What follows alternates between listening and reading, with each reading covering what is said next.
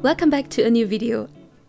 I recently found some interesting water-soluble graphite pencils at my local craft store, where I buy most of my art supplies. I will link this shop in the description box below. It might be especially interesting for my German viewers since they also provide Copic markers for a lower price, other than other craft stores. So it's worth to take a peek. These graphite pencils are from Faber Castell.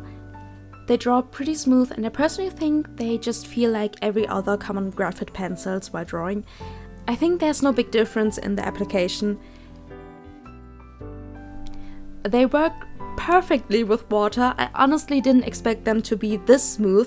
It also didn't feel like they left some strokes like other kinds of watercolor crayons do that are available on the market. And I have forgot to show you two things. Of course, they also do smear like every other pencil if you swipe over with your hand. And the darkest tones are not that easy to erase. Even with the lightest tone, there are some marks left. They are great for sketching if you don't really care about having pencil marks left after erasing, or if you don't erase at all. But if you use the brightest tone, it's even possible to correct some spots by turning them into shades by using water, so the line work is barely or even not visible. But keep in mind, sketches are not meant to be perfect. That's why it's so much fun to make them.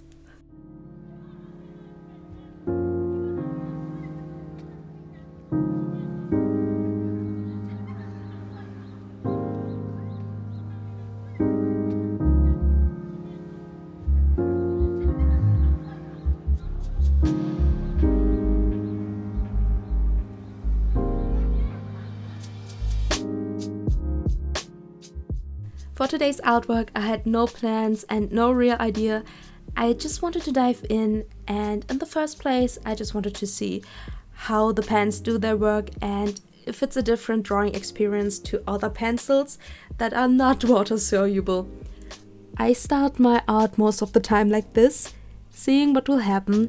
It mostly happens that I end up with similar motifs.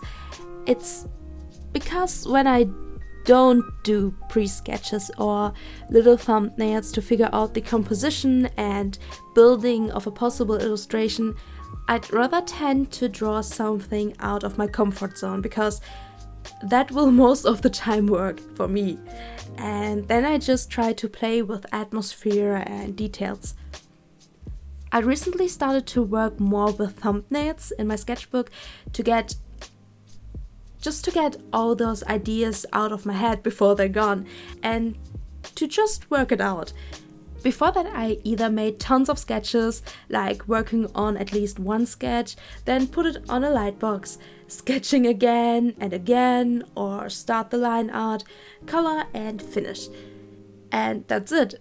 Or I ended up making similar poses because if you are used to it, it's easy and fast for you to draw the same kind of things because you train your mind to memorize specific things you learned while doing them a lot. It's not wrong to have and to use those kinds of bases.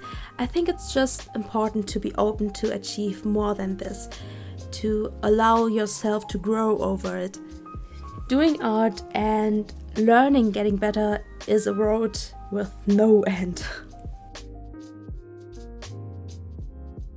I recently started to practice way more often than usual in my sketchbook, and sketching out a lot of ideas really helps me to figure out what kind of art I want to make in the future. And I even started to draw more fantasy characters that came right out of my dreams. I don't know, do you also have those dreams that are like thrilling movies? My dreams are most of the time so exciting and I honestly get a lot of ideas and character designs from it. So let me know if you're the same. However, I want to share my private sketchbook pages on my Patreon page pretty soon and share my process with you. The past weeks, I worked on a lot of updates, goals and better rewards for my patrons. So if you consider to support me there, you will get to see a lot of art stuff. especially creations I don't post, for example, on Instagram. I also started to do a weekly update where I just show you what I'm working at, art supplies, ideas, inspiration material, advices, and other stuff that's happening. I figured out that this is the perfect mix for myself to be creative and also to let you be part of my artistic life. In this way, I also finally got the chance to write more about art stuff and personal thoughts. I really like this idea of a weekly update and special creations for my patrons. The past days I mainly worked in my sketchbook like really on a daily basis, and it feels pretty good to test art supplies again and to work on different color schemes I won't say avoid, but I never really thought of using in my art. So if you like to be part of my journey and to help me fund my videos, check out my Patreon page. It's linked in the description box down below. While drawing, I felt a little bit confused from time to time, especially when using water, because it washed away my sketches and lines, and normally a pencil sketch stays at its place. And sometimes I was like, am I sketching now, or do I try to make watercolor art or an actual illustration? While editing this video, I realized that I didn't use an eraser at all, so off cam I tested how good you can use an eraser over this. First, if it's the dry graphite sketch, and second, if it's wet. So, if you do a normal sketch with a dry pencil and if you don't put a lot of pressure, it's no problem to erase. But there are possible strokes left, and they are more visible the darker it gets. Once it's wet, you can still erase, but it will be still visible. It rather seems like you can use it for special details, like to make soft highlights. And I tried it out. It looks pretty interesting, and to be honest, I wished I tried it out while creating this piece.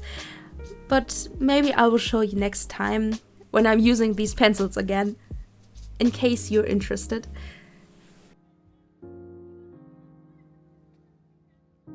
As you know, I started to use watercolor and water-based supplies more often, and these pencils look pretty interesting to me, so I decided to get the whole set of 5 pencils and instead of buying just single ones, because it's always difficult for me to decide between things. I just love testing and getting new supplies for myself and bring in some diversity while creating. I think it's important to be open for trying out different art supplies and mediums in order to broaden the own creative mindset and, of course, to boost new ideas. You will see even trying out different paper will make your work different. And I don't think bringing some diversity through different art supplies means to spend a lot of money. Even using ballpoint pens or multicolored ballpoint pens from the dollar store or using colored pencils on brown craft paper can make a difference. It's always creative to find new ways to be creative. It reflects the vivid imagination of an artist, I think.